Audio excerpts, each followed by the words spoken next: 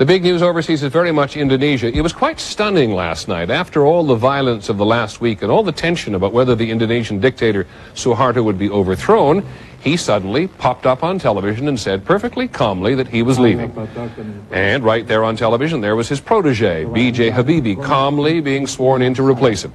It was also well-mannered, and yet it is a remarkable moment for Indonesians and for the United States. First in Jakarta, ABC's Mark Littke. For a moment today, the entire nation held its breath. Then in an instant, the Soeharto era was over. Students occupying the nation's Parliament Square were euphoric. All the students were very happy. They just yelling, yes, freedom, freedom. But even before the cheering died down, serious concerns were being raised about the stability and competency of the government replacing President Soeharto. The new president, B.J. Habibie, began by saying all the right things.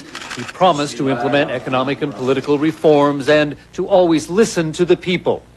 But the Indonesian people know well that Habibie owes his position and his wealth to his lifelong friendship with Soeharto.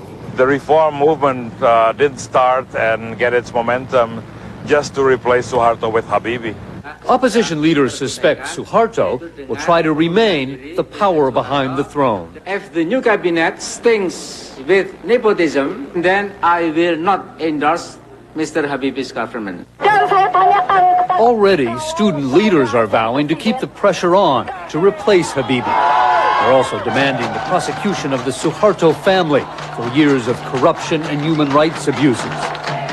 But cries for revenge could lead to a new confrontation with the military. The head of the armed forces not only swore his allegiance to the new president today, he said the military would protect the family and friends of Soeharto.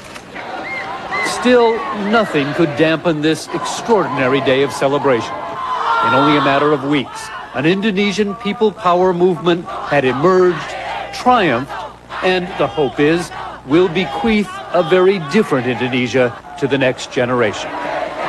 Mark Littke, ABC News, Jakarta.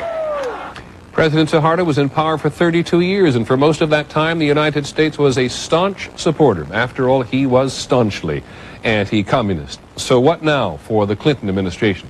Sam Donaldson joins us tonight from the White House. Sam, as you and I have been talking today, it's been about puzzlement and caution.